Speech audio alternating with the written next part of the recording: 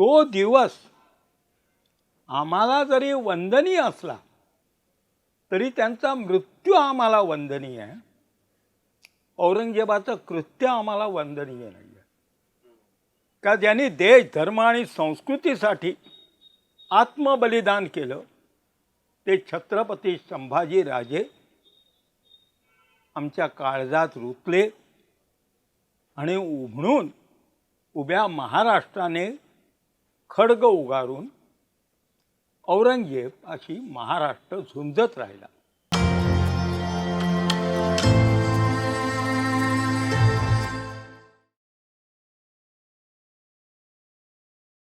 नमस्कार अप्पा. काय म्हणतो? आजचा आपला पहिला प्रश्न आहे ते आहे सुयोग शिंदे यांचा, आणि ते विचारतात की काही दिवसातच गुढीपाडवा येतोय आणि गुढीपाडवा आला की त्याचं कनेक्शन जे आहे ते संभाजी महाराजांच्या हत्येसोबत जोडलं जातं आणि गुढी ही त्या हत्येचं प्रतीक आहे असं पसरवलं जातं.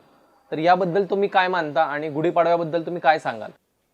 ह्या 21व्या शतकामध्ये येन केन प्रकारेण प्रसिद्धो भवेत अशी प्रवृत्ती जनमानसामध्ये निर्माण झालेली आहे.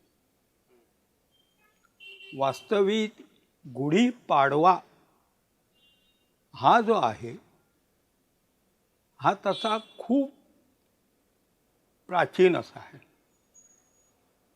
हिंदुस्थानामध्ये जवळजवळ 52 प्रकारची नवीन वर्ष आहेत.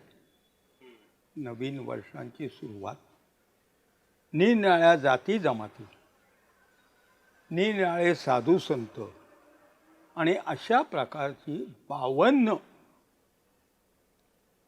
त्यांच्या त्या दिवसापासनं त्यांच्या त्या कर्मापासनं जे मोजलं जातं आणि त्याच्यामध्ये गुढीपाडवा जो आहे हा इसवी सनाच्या 78व्या वर्षी हे पहिलं वर्ष गणलं गेलं. महाराष्ट्राचा हा जरी नववर्ष दिवस असला तरी महाराष्ट्राने याबाबत फारसं काही संशोधन केले नाही. मी तुला मुलावत मानतो आणि म्हणूनच थोडंसं या बाबतीत मी बोलणार आहे. त्याचं कारण असं आहे का माझी जात जी आहे ती गडदुर्गांच्या धारकऱ्यांची महाराजांच्या जन्मापासनं त्या औरंगजेबाच्या निधनापर्यंत हा कालखंड इतिहास, विज्ञान, भूगोल या माध्यमातनं मी अभ्यासत गेलोय. एक माणूस सगळ्या कालखंडाला हात घालू शकत नाही. हा कोणी विचारही नाही केलाय. गुढी या शब्दाचा अर्थ काय, पाडवा या शब्दाचा अर्थ काय, इसवी सनाच्या 78 पासनं तो सुरुवात झाली त्याचा अर्थ काय. याचं कारण असं आहे का आपल्याकडे सांप्रत येन केन प्रकारेण प्रसिद्धो भवेत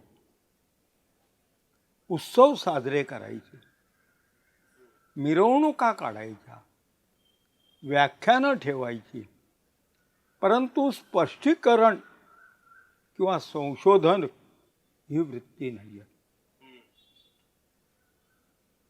मूलभूत सातवाहन, शालिवाहन हा जो शब्द आहे हा निश्चित कधीपासनं आहे. कारण आपल्याकडे ज्ञात जे आहे वर्ष ते महाभारत त्या युद्धाचं, आणि तेव्हापासून मध्यंतरीच्या काळात सुद्धा हा शब्द येऊन जातोय. त्याला पुरावे आहेत. पण मी सांगितल्याप्रमाणे मी याच्यात काही उतरलो नाही आहे. फक्त मी माझा सुपुत्र तुला मानतो आणि तुला हा प्रश्न कोणीतरी विचारला म्हणून आज थोडंसं स्पष्टीकरण देतो. गुढी याचा अर्थ ध्वज. नेमका पाडवा या शब्दाचा अर्थ अजूनही कोणी, आता हा जो शब्द हे आहे राज्यघराणं, ते शाली वाहन, ते नेमकं शाली या शब्दाचा अर्थ अजून तरी कोणी शोधला नाही. परंतु सातवाहन, ज्याच्या रथाला सप्त अश्व आहेत, असा भगवान सूर्य ज्या घराण्याचं कुलदैवत आहे, असं हे घराणं आणि ते आंध्रभृत्य म्हणून ओळखलं जातं. ज्या वेळेला इतिहास बोलत नाही त्यावेळी भूगोल बोलतो आणि भूगोल बोलत नाही त्यावेळी विज्ञान बोलतो. या सातवाहनांचे शिलालेख, त्यांची नाणी, त्यांचे राजे आणि समकालीन इतरही घटना का ज्या मी शिवकाळाशी अभ्यासल्या आहेत, त्या कोणीही अजून फारशा अभ्यास. हे एकंदर 30 राजे झालेत आणि या राजांनी हे जे नवीन वर्ष ते नेमकं कोणत्या अशा घराण्याचा पराभव केला आणि स्वतःला ते स्वतःच्या राजाभिषेकाला त्याची सुरुवात केली, याचाही कोणी अभ्यास केलेला नाही आहे. कोणत्या राजाने हे एकंदर 30 राजे. आता इथे काय आहे का इसवी सनाच्या 78व्या वर्षी हे जे काही आहे त्याच्यापैकी नेमकं कोण आणि कोणाशी युद्ध झालं, कुठे झालं, याचाही बारकाईने केलेली आहे. आणि त्याने हे राज्याभिषेकाचं नाही, राजाभिषेकाचं, स्वतःच्या अभिषेकाचं पहिलं वर्ष हे अशा प्रकारे नावाजून आपल्या प्रजाजनांना ध्वज उभारून, गुढी उभारून साजरं करा म्हणून प्रोत्साहित केलं. परंतु खरोखरच जर कोणी असा असेल आणि जर त्याची जिज्ञासा असेल आणि तो या क्षेत्राला, कारण हे महाराष्ट्राचं वर्षगणनाचं माध्यम आहे. बरोबर. आता शिवाजी महाराजांचा जो राज्याभिषेक आहे तो सुद्धा अशाच प्रकारचं, ज्या वेळेला कुणीतरी गुरुने सांगितलं का तुम्हाला राज्याभिषेक करायचा असेल तर अमुक अमुक दिवसात, आणि महाराजांनी जो विचार केला, सूर्य मृग नक्षत्रात प्रवेश करतो त्यावेळेला मिरग पावसाळा चालू होतो आणि त्यावेळेला माझ्या पायदळातले जे लोक आहेत, मावळे आहेत, ते साहजिकच शेतीसाठी, कारण शेती हे त्यावेळेला महत्त्वाचं उत्पन्नाचं साधन होतं, हे जातील आणि पावसाळा असल्यामुळे लढाया, वाहतूक, युद्ध हे सगळं बंद असेल, त्यांना सुट्टी मिळेल. आणि म्हणून महाराजांनी तो दिवस धरला मिरग असा कोकणी भाषेतला तो शब्द आहे. सूर्य मृग नक्षत्रात प्रवेश करतो. मी ज्योतिषी वगैरे नाही आहे, पण अशा प्रकारचे मगाशी जे तुला म्हटलं 50-52 प्रकारची हिंदुस्थानामध्ये काउंटिंग इयर्स आहेत. तर ज्या ज्या राजांनी ज्या ज्या घराण्यांनी ती न्यू इयर चालू केली आहेत ती नेमकी कशासाठी? त्यांचा वैयक्तिक वाढदिवस, का ते विजयी झाले म्हणून, का त्यांनी एखाद्या ठिकाणी कायम वास्तव्य केलं म्हणून? अशा प्रकारे त्या 50ही नवीन वर्षांचा हिंदुस्थानात फारसा काही अभ्यास झालेला नाही. मग आज आपण जी गुढी उभारतो ती गुढी नेमकं कशाचं प्रतीक आहे? आणि ती गुढी जी आज आपण उभारतो त्याला मोठी काठी असते, त्या काठीला एक मोठी वस्त्र असते, त्या वस्त्राच्या वरती एक कळस असतो. तर हे सगळं नेमकं कशाचं प्रतीक मानलं जातं? वास्तविक झेंडा हा जो प्रकार आहे, ध्वज, हा त्या काळामध्ये प्रत्येक सरदाराला, प्रत्येक किल्लेदाराला, प्रत्येक राज्याचा जो आहे हा फक्त राजाच्या वास्तव्याचा पुरावा. म्हणजे ज्या वेळेला राजे गडावर असतील त्यावेळेला त्या ध्वजस्तंभावर ध्वज फडकवतात. आता तो ध्वज म्हणजे एक उंच अशी काठी, तो जितका उंच जायला पाहिजे तेवढा त्याच्यावर दोरी, त्याच्यानंतर तो ज्या प्रकारचा आहे, भगवा आहे तर तशा प्रकारचा तो रंग, आणि त्याच्या वरती सर्वसाधारण शिरोभूषण जसं वंदनीय असतं, काल परवापर्यंत डोक्यावर टोपी, कॅप, हॅट वगैरे घातल्याशिवाय तशा प्रकारे त्या ध्वजाच्या मस्तकावर एक कलश ठेवला जायचा. आता हा कलश सगळ्यांकडेच काही असतो असा नाही आहे. मग कोणी त्या ठिकाणी ग्लास वापरला, कोणी इतर भांडं वापरलं, कारण तेवढ्यासाठी जाऊन कलश विकत आणायचा एका दिवसासाठी हे काही कोणी, कारण फक्त एक रीतिरिवाज म्हणून ते करायचं. पुढे पुढे जसं त्या झेंड्याच्या वरती भाल्याचं टोक, तेही चुकीचे, कारण भाला हे शस्त्र आहे आणि ते झेंड्याच्या माध्यमातून लढता येणार नाही.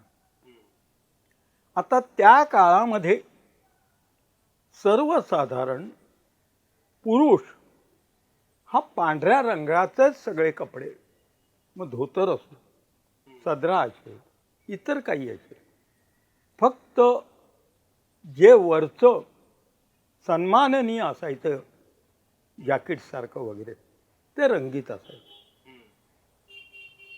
आणि म्हणून घरात स्त्रियांच्या निरनिराळ्या प्रकारच्या रंगाचे जे काही कपडे होते त्यातले जे काही तुकडे शिल्लक राहिलेले होते ते तुकडे एकत्र करून ती गुढी उभारली जाते. कारण नेमकं आज दुर्दैव असं आहे का त्यावेळेच्या त्या गुढीचा, त्या झेंड्याचा आज कोणीही अभ्यास केलेला नाही. रामायण महाभारतकालीन जरी दाखवत असले तरी त्याचे निश्चितपणाने पुरावे हे कुठे काही अजून सापडत नाही. जसं भगव्या झेंड्याचे हे आज नाण्यावर सुद्धा आहेत पुरावे, तसं इसवी सन 78 मध्ये जी पहिली गुढी उभारली गेली ती घरात जे काही रंगीबेरंगी आहे ते दारासमोर उभारलं गेलं. तो आनंदाचा दिवस मानला गेला. तो महाराष्ट्राच्या स्वतंत्रतेचा पहिला दिवस मानला गेला आणि तो घरात गोडधोड करून 4 भिंतीच्या आतमध्ये साजरा केला गेला.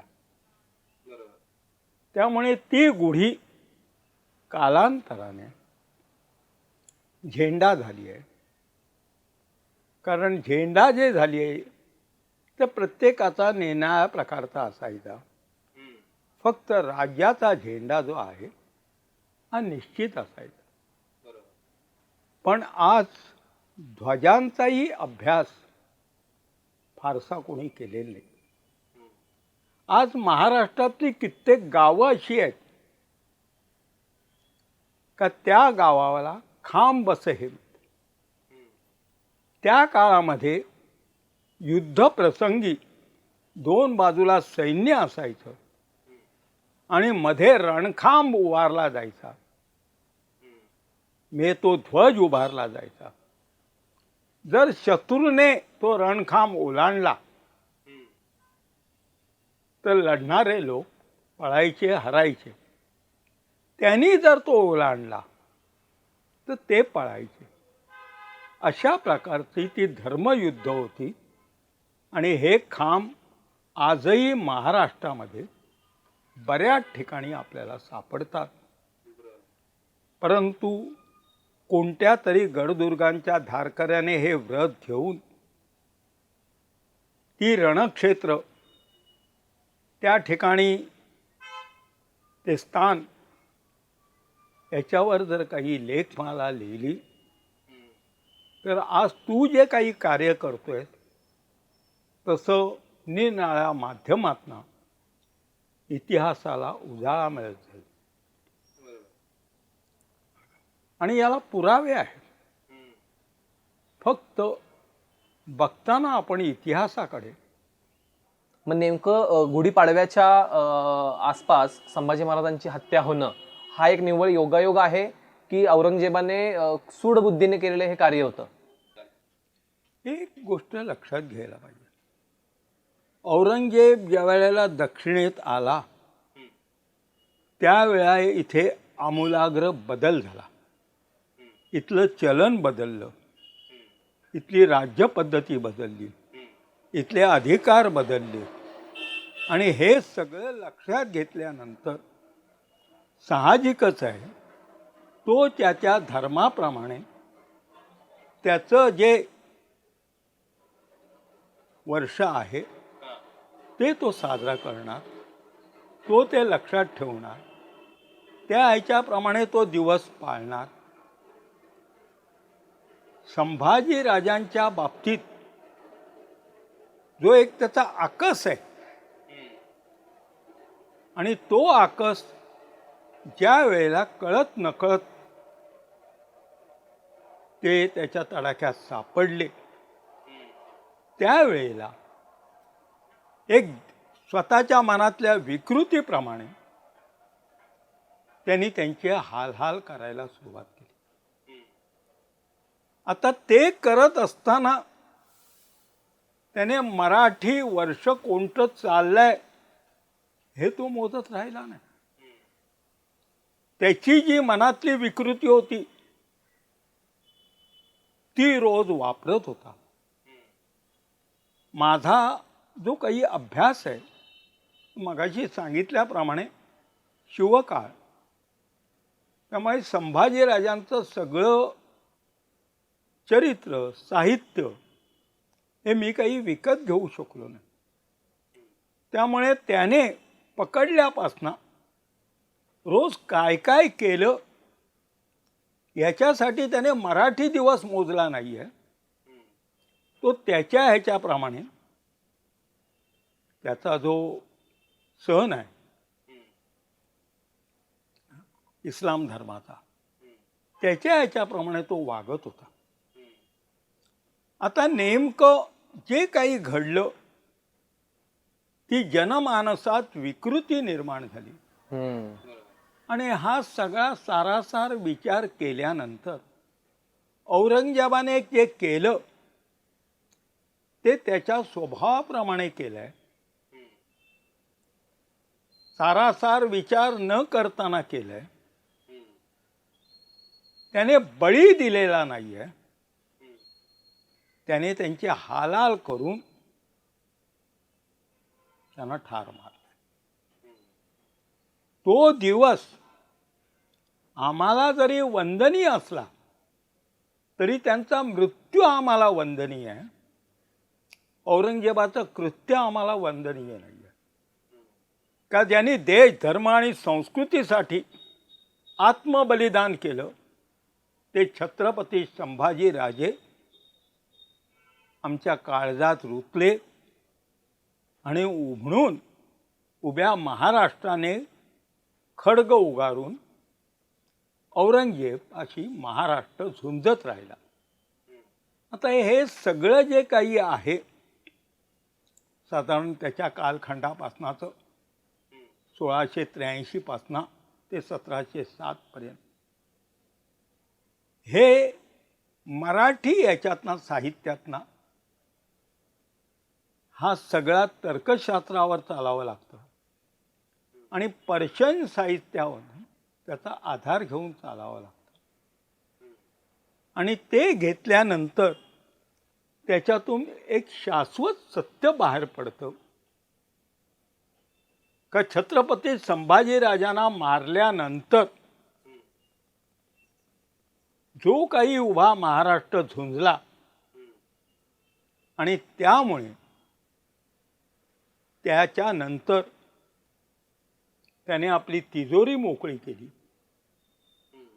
आणि कित्येक गड हे पैसे देऊन ताब्यात घेतले आणि मी महाराष्ट्र जिंकला असं त्याने म्हटलं. पण महाराष्ट्राच्या सुपुत्राला ते माहीत आहे का तो जिवंत असताना सावंत कुलोत्पन्न कृष्णा सावंत नावाचा मराठ्यांचा सरदार हा महाराष्ट्रातून त्याच्या राज्यात घुसला होता. पण त्याला अडवायची औरंगजेबाच्या सैन्याची हिंमत झाली नाही. आणि माझं दुर्दैव असं आहे महाराष्ट्रामध्ये 5 सावंतांची राज्य असताना एकाही सुपुत्राला सावंत सुपुत्राला हा कृष्णा सावंत नेमका कोण आणि हा कुठपर्यंत गेला होता हे शोधण्याचा अवधी मिळाला. मलाही वेळ लागेल का हे सगळं माझ्या डोक्यात आहे. फक्त आज तू माझा सुपुत्र आलास म्हणून तुझ्या माध्यमातून मी ते मोकळ्या मनाने कबूल केले. पण अशा कितीतरी घटना आहेत का ज्या प्रत्येक तळागाळातल्या मराठ्यांच्या कर्तृत्वाबद्दल आपल्याला साक्ष देतील. पण तो इतिहास कोणी शोधत नाही आहे. आम्हाला पाहिजे ते फक्त जय भवानी जय शिवाजी. बाकी कसं जगावं ह्या ज्या शिवरायांनी आम्हाला शिकवलं, कसं मरावं हे आम्हाला ज्या छत्रपती संभाजीराजांनी आम्हाला शिकवलं, कसं लढावं हे ज्या छत्रपती राजाराम राजांनी आम्हाला शिकवलं. 1700 मध्ये कुंकू पुसून औरंगजेब जिवंत असताना हातातलं खड्ग ज्या ताराबाई साहेबांनी औरंगजेबापुढे ठेवलं नाही आणि कोल्हापूर काय सगळी दक्षिण मिळाली असती पण घेतली नाही हे स्त्रियांनी लक्षात घेऊन अशा प्रकारे इतिहास जर महाराष्ट्राला जगता आला त्यागमय तरच महाराष्ट्राचा इतिहास हा जिवंत होईल अंशांशाने. अन्यथा तो रामायण आणि महाभारत सारखं शिवभारत होऊन त्याच्या दिंड्या निघतील. त्याच्या वाऱ्या निघतील, त्याच्या शोभायात्रा निघतील. माझ्यासारख्या सामान्य माणसाला ते अपेक्षित नाहीये. मला जो अपेक्षित आहे तो महाराष्ट्राचा इतिहास सबंध हिंदुस्थानमध्ये हा एकच महाराष्ट्र असा आहे का जो उत्तरेतल्या हिरव्या वादळापुढे नमला नाही आणि त्याच्याशी लढत राहिला. पण माझंही आयुष्य आता संपत आलंय. जे काही साहित्य उपलब्ध आहे ते घेण्या इतपतही माझी ऐपत नाही आहे. कोणाशी बोलण्या इतपत मला व्यासपीठ उत्पन्न कुठे मिळत नाही आहे आणि अपेक्षाही नाही आहे.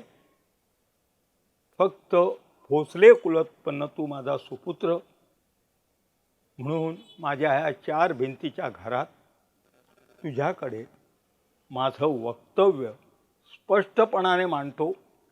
पण उभ्या महाराष्ट्रातनं जर कोणी तुला काही याच्याबाबत शंका किंवा काही केलं तर आज जसा तू आलायस तसा तू त्याला घेऊन ये आणि मग मी त्याला ते समजावून सांगू शकेल. कारण मी काही वक्ता नाही आहे. जसं शतेषु जायते शूरः सहस्रेषु च पंडितः वक्ता दशसहस्रेषु.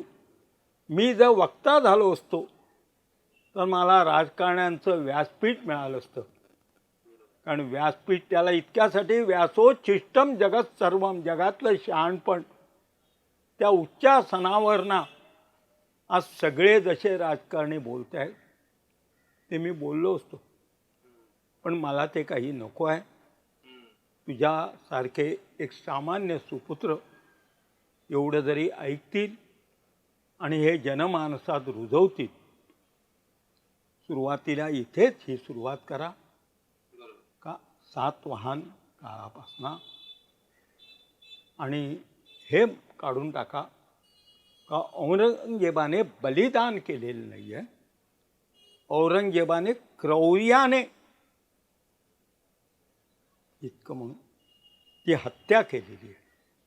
फक्त तो दिवस त्या आत्म्याचा हा आम्हाला स्मरणीय आहे आणि म्हणून आपण तो काळजात रुतून ठेवायला पाहिजे. मी थांबतोय.